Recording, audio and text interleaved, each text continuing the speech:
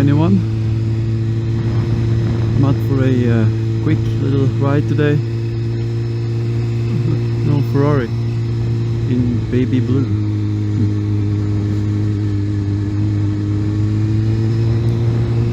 It's probably going to rain soon, so it's going to be a very short ride.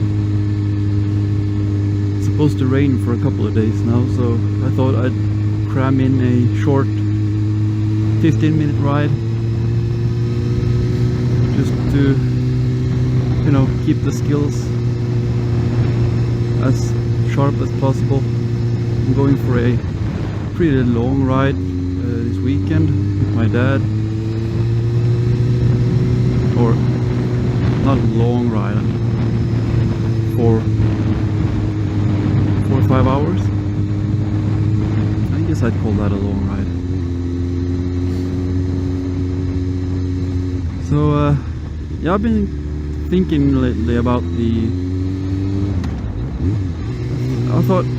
think I'm gonna make this a sort of a short video about the mistakes I made when I bought this bike. Buying this bike was not a mistake, by no means.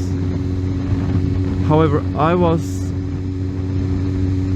how to explain, I didn't really know what I was going to use the bike for, and I wasn't really experienced in anything about bikes other than mopeds and, you know, the bikes that I had before, which have all been basically touring bikes, or, you know, more uprights.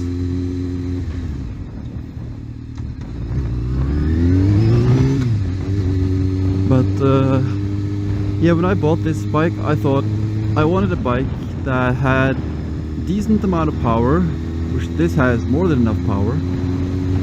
I wanted a bike that I could take to the track, that I could ride for, you know, have fun, not just for long rides in hills and twisty roads, but generally just have fun riding.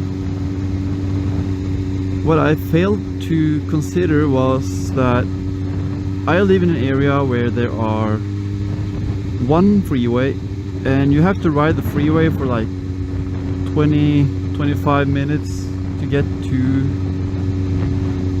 like the good spots to ride.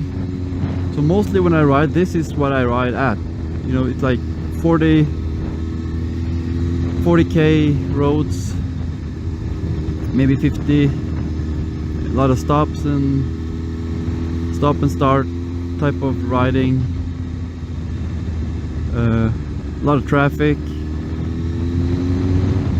Generally not the perfect environment for a sports bike, and I was not aware about how I was going to use the bike. I just thought I wanted a bike that's fun, that had some power, you know.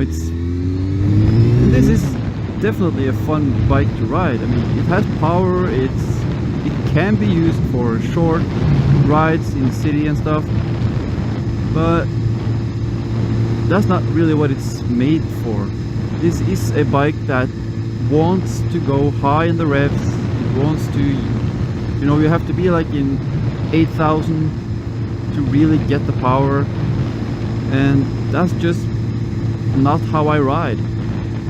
So I've been thinking, I have decided I will be getting a new bike.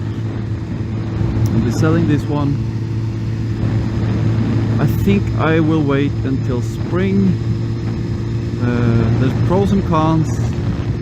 Some bikes get more expensive when you buy them in spring, so my new bike will be more expensive than this one, most likely. So I will lose some money, but my economy is going to be better after the winter. I'll be selling my car, less insurance, no parking fees, so I'll save up a lot of money that way. And in general, it's a good idea to do it this spring instead of trying to do it now. I know I could get more for less now, but yeah. So anyways, yeah, I should have taken into consideration that I like 40-50 roads are technically what I like riding at. Obviously I prefer not to have to stop at every light and every crossroad there is there, but I do enjoy these speeds. I'm not a huge 200k guy. I don't enjoy speeding, I don't enjoy riding fast. I can enjoy it at some you know, if you're at a, no, I haven't been on a track, but of course when you're doing like freeways, it's fine. There are some good roads you can do like 80, 90 legally. I mean, there are, of course, there's roads you can do 300 if you want to, but if someone sees you or something happens, yeah, that's not legal. So yeah, so I just thought I'd do a little bit of a consider this video, if you will. Like, know what you're looking for. That was my mistake. Of course, this gave me the opportunity to ride a more sporty bike. So now at least I know what I'm looking for now. Looking for a touring / naked bike with more upright position. I would like to be like at least this high. So this bike is definitely too leaned over for me. My shoulders get tired, my neck get tired. I have like, my shoulders are always a bit too high. I get stressed out and stuff, and that just directly goes into my shoulders. So I would prefer to have a bike where my shoulders aren't like as active in my riding.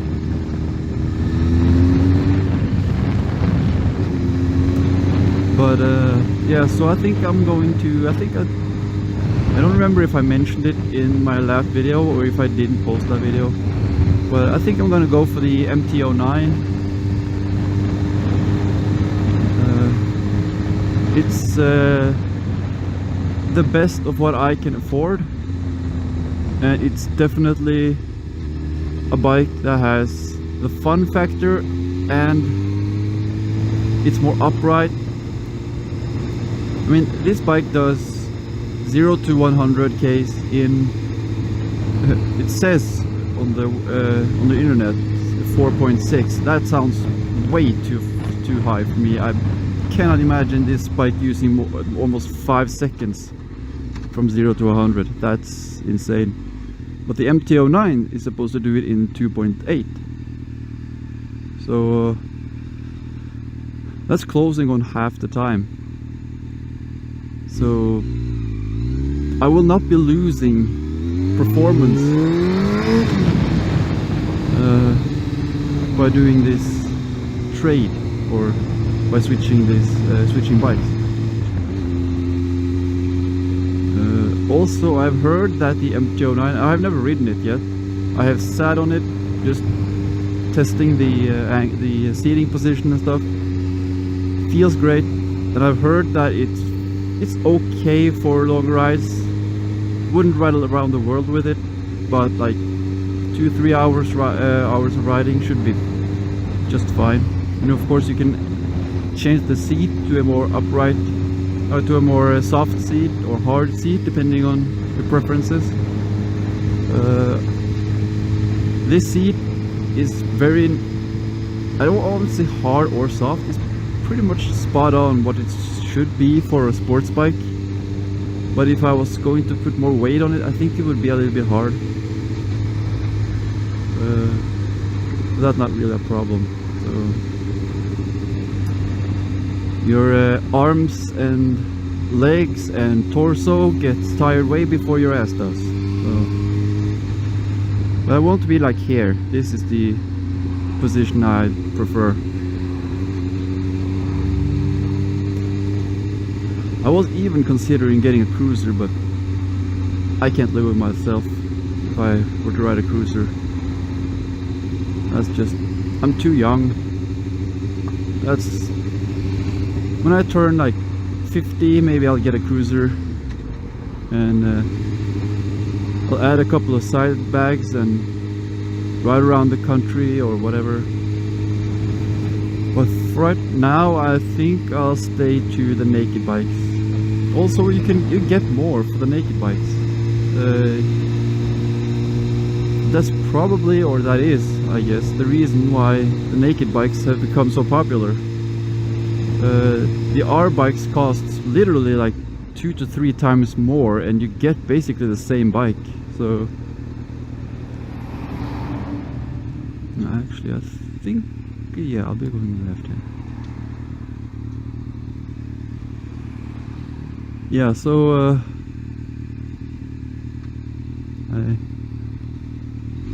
I'll be doing a little bit of extended ride here. I'm not wearing a lot of safety gear, so I'm not very happy about being on the freeway. So I'll make that part as short as possible. But I'm thinking it's going to start raining pretty soon. So sometimes you just have to do what you have to do.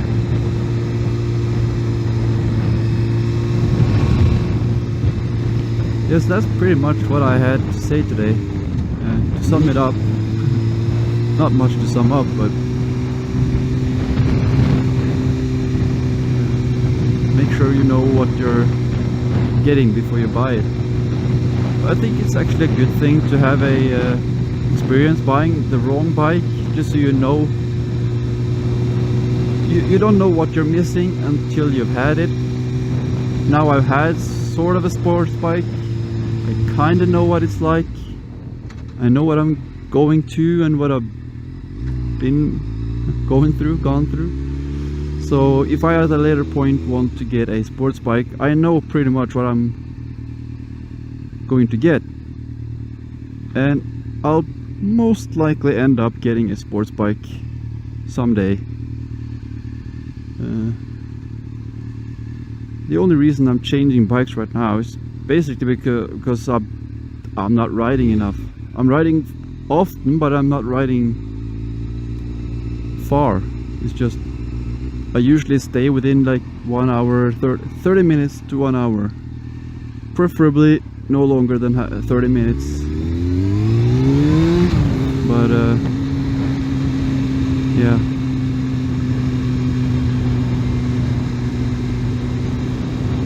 So that's pretty much it for today. I'm just going to get home and get back on the freeway, take it, do a hopefully safe freeway ride home, and yeah, I'll come back to you later.